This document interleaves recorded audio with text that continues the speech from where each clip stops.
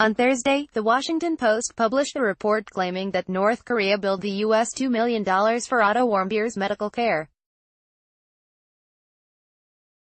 The American college student fell into a coma for unknown reasons in 2016, after he was sentenced to 15 years of hard labor for allegedly stealing a propaganda poster while visiting the country. The Trump administration secured his release more than a year later, in June 2017. But he died 6 days after returning home.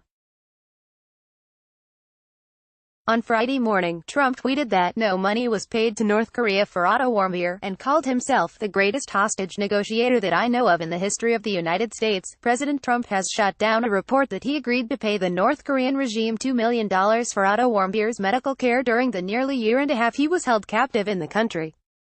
Warmbier was taken into North Korea's custody in 2016, after he was accused of stealing a propaganda poster while visiting the country.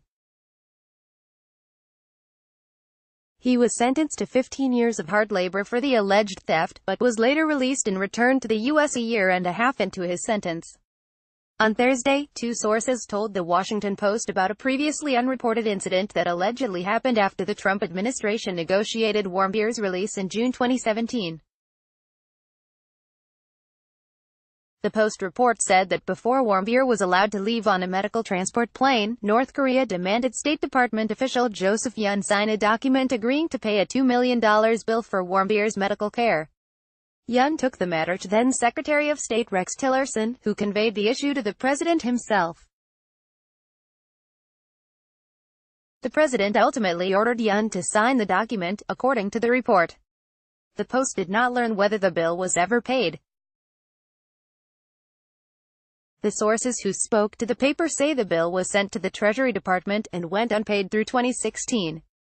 On Friday, Trump responded to the report and said that the U.S. never paid a cent to the North Koreans for Warmbier's care. No money was paid to North Korea for Otto Warmbier, not $2 million, not anything else.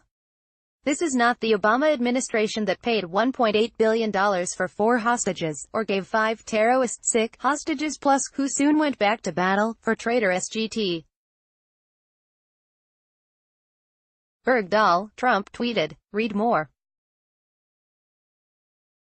Before the North Koreans let a comatose Otto Warmbier leave the country, they reportedly made a U.S. official sign a document agreeing to pay the regime $2 million for his medical care. He went on to describe himself as the greatest hostage negotiator that I know of in the history of the United States. 20 hostages, many in impossible circumstances, have been released in last 2 years. No money was paid, he said.